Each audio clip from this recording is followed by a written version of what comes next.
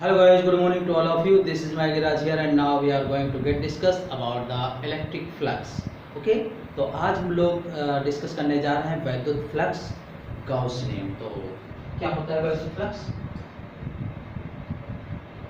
वैद्युत फ्लक्स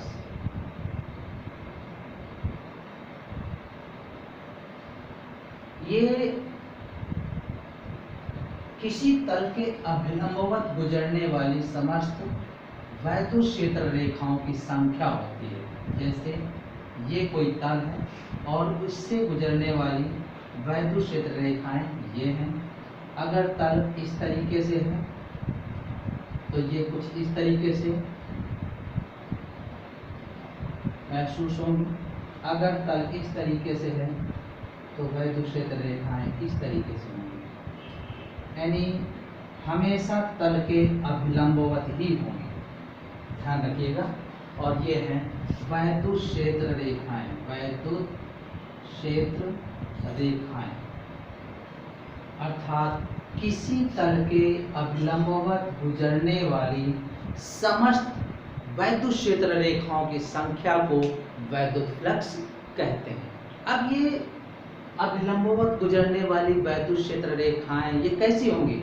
तो देखिएगा, अगर पंखा लगा हुआ है तो उसके सबसे ज़्यादा अधिकतम हवा उसके अभिलंबवत आएगी। कूलर है तो कूलर के सबसे अभिलंबवत जो गुजरने वाली हवा होगी वहाँ सबसे ज़्यादा आपको हवा महसूस होगी। इसी तरीके से बल्ब लगा हुआ है तो उसके अभिलंबवत जो रोशनी होगी सबसे ज़्यादा होगी। और ये शब्द जो बना फ्लक्स आप लोग अक्सर यूज करते हैं हम अपने दैनिक जीवन में, जिसे हम फ्लैश बोलते हैं। यानी कैमरे की लाइट जब आती है, आप जब फोटो खिंचवाते हैं खड़े होकर के, तो सामने जब लाइट आती है तो वो अभिलंबवत गुजरने वाली लाइट होती है, ठीक है ना।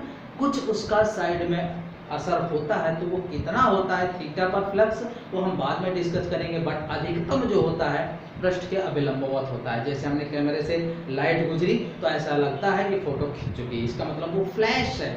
वही फ्लैश फ्लक्स जिसे हम फ्लैश बोलते थे अपनी भाषा में।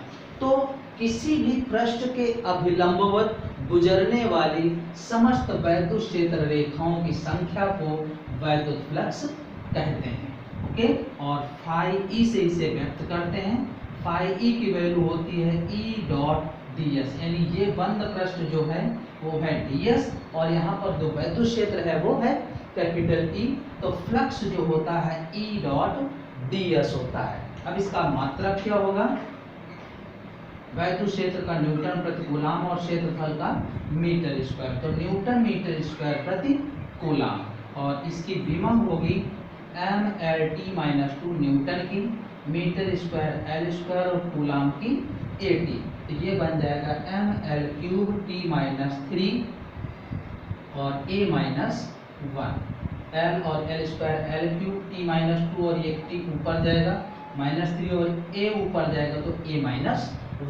तो ये इसकी विमा होगी और यह एक अदिश राशि है। अब हम इसके बारे में बाद में डिस्कस करेंगे कि अदिश राशि क्यों। तो फिलहाल किसी भी तल से गुजरने वाले या बंद पृष्ठ से गुजरने वाली समस्त वैद्युत क्षेत्र रेखाओं को, और कैसी अभिलंबवत, यानी किसी भी पृष्ठ के अभिलंबवत गुजरने वाली समस्त वैद्युत क्षेत्र रेखाओं की संख्या को वैद्युत फ्लक्स कहते हैं। Phi E equals to E dot D S, इसी से इसका मात्रक और ये विमा निकाल देंगे और ये एक अदिश राशि है। अब वैद्युत फ्लक्स जो गाउस नियम ने बताया, गाउस ने बताया तो उसको हम बोलते हैं गाउस नियम, और वो भी वैद्युत फ्लक्स ही है। तो वैद्युत फ्लक्स गाउस प्रमेय जो है या गाउस नियम जो है, इन्होंने बताया कि ये कोई पृष्ठ है मान लीजिए, और इससे ये वैद्युत क्षेत्र रेखाएं इस प्रकार से गुजर रही हैं कि क्षेत्र रेखाएं, और इस पर अगर बंद परिबद्ध आवेश Q इन है तो फ्लक्स होता है बंद पृष्ठ के आवेश के 1/ε0 गुना मान वैद्युत फ्लक्स कहलाता है। और इसे ही गाउस नियम कहते हैं। तो गाउस प्रमेय के अनुसार वैद्युत फ्लक्स क्या हुआ, किसी भी पृष्ठ से बंद आवेश का 1/ε0 गुना मान वैद्युत फ्लक्स कहलाता है। Phi E equal to Q in upon ε0। तो अब हम देखिएगा दोनों समीकरणों को एक साथ अगर हल करें, समीकरण 1 व 2 से, तो फाई ई आ जाएगा E dot D S equal to Q in upon ε0। ये वैद्युत फ्लक्स आएगा और इसकी सहायता से ही हम वैद्युत क्षेत्र की तीव्रता का मान ज्ञात करेंगे। तो आगे जब हमें वैद्युत क्षेत्र की तीव्रता गाउस प्रमेय की सहायता से ज्ञात करनी होगी तो हम इसी नियम का उपयोग करेंगे। ध्यान रखिएगा इस बात को। तो ये है phi E equal to E dot D S equal to Q in upon ε0। Okay, अब यहाँ पर ध्यान दीजिएगा कि जो हमने किया क्यू इन अपॉन ε0, तो जैसे ये एप्लीकेशन है, यहाँ पर हमने ये कोई गाउसियन पृष्ठ है, ओके, और इस पर ये plus Q minus 3q plus 7q plus 10q minus 30q ऐसे है। और अब हमें इस पृष्ठ पर फ्लक्स ज्ञात करना है फाई ई। ओके, तो फाई ई होता है क्यू इन अपॉन ε0, जहाँ क्यू इन क्या है,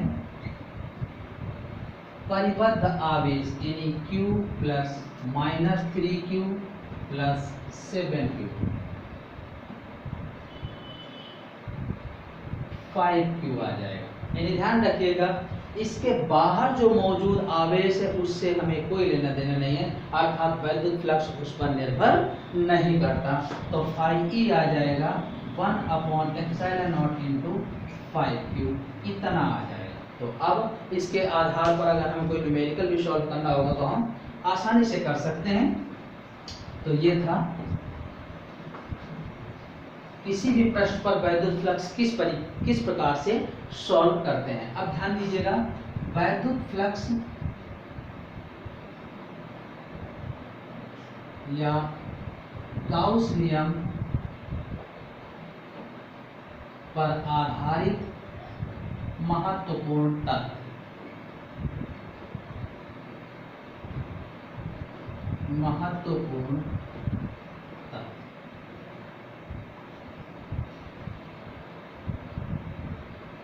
यानी देखिएगा कि गाउस नियम जो है किसी भी बंद पृष्ठ के लिए सत्य है, उसकी आकार या आमाप कुछ भी हो।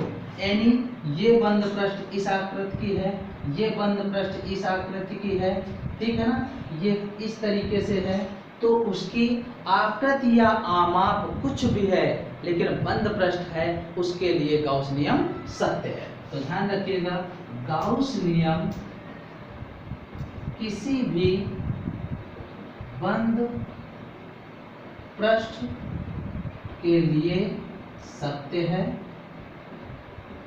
उसकी आकार यानी उसका आकार या आमाप कुछ भी हो, कैसी भी हो, ये ध्यान रखिएगा। यानी इसकी आकृति या आमाप कैसी भी है लेकिन ये बंद पृष्ठ है तो उसके लिए ये गाउस नियम सत्य है। दूसरी चीज E dot D S equal to Q in upon ε0, ये लेफ्ट हैंड साइड का टर्म है और ये राइट हैंड साइड का टर्म है। तो ध्यान रखिएगा कि समीकरण इसमें, इस समीकरण में राइट साइड में जो क्यू इन है, क्यू इन वो केवल बंद पृष्ठ के आवेश को निर्धारित करता है। यानी ये जैसे कोई सतह है, यहाँ पर Q1, Q2 minus Q3, Q4, Q5 इस तरीके से हैं। तो इस समीकरण में दाईं ओर यानी क्यू इन जो है, दाईं ओर के पद में जो क्यू इन है वो सिर्फ परिबद्ध यानी बंद पृष्ठ के आवेश को निर्धारित करता है, जबकि ध्यान रखिएगा इस समीकरण में लेफ्ट साइड यानी बाएं पक्ष दाहिनी ओर जो ये है लेफ्ट साइड में जो ये इलेक्ट्रिक फील्ड यूज हो रहा है ये उस पृष्ठ के बाहर और भीतर दोनों ही आवेशों के कारण होता है। ध्यान रखिएगा अभी हमने क्या डिस्कस किया कि इस समीकरण में जो राइट साइड में Q इन है ये बंद आवेश यानी पृष्ठ से बंद आवेश को ही निर्धारित करता है, बाहर के आवेश को नहीं। जबकि लेफ्ट हैंड साइड में उपस्थित वैद्युत क्षेत्र इस पद में जो E है वैद्युत क्षेत्र बाहर पृष्ठ के बाहर और पृष्ठ के भीतर दोनों ही आवेशों के कारण होता है। ध्यान रखिएगा। अब अगला कि गाउस प्रमेय से वैद्युत फ्लक्स हल करने के लिए इस पर बनाई गई कोई भी गाउसियन पृष्ठ सतह गाउसियन सतह कहलाती है। यानी गाउस प्रमेय की सहायता से इसके अनुप्रयोगों को सॉल्व करने के लिए हल करने के लिए बनाया गया पृष्ठ गाउसियन पृष्ठ कहलाता है। जैसे ये बेलन है और यहाँ से हम मान लीजिए कुछ दूरी पर गाउसियन पृष्ठ बनाए तो बेलन है तो बेलन जैसी आकृति का ही गाउसियन पृष्ठ तैयार होगा। अगर ये गोले टाइप का होता तो कुछ दूरी पर अगर हम बनाते तो इसके गाउसियन पृष्ठ कैसा होता गोलाकार ही होता। ओके तो वैद्युत फ्लक्स हल करने के लिए यानी गाउस नियम के अनुप्रयोगों को हल करने के लिए बनाई गई सतह गाउसियन सतह या गाउसियन पृष्ठ कहलाती है। ठीक है ना। तो ध्यान रखिएगा ये इसके कुछ खास महत्वपूर्ण बिंदु हैं। और दूसरी चीज कि वैद्युत फ्लक्स भी कूलाम नियम के तरह व्युत्क्रम वर्ग के नियम का पालन करता है। यानी वैद्युत फ्लक्स भी व्युत्क्रम वर्ग के नियम का पालन करता है। तो ध्यान रखिएगा ये इसके कुछ महत्वपूर्ण बिंदु थे जिनको हमने डिस्कस किया।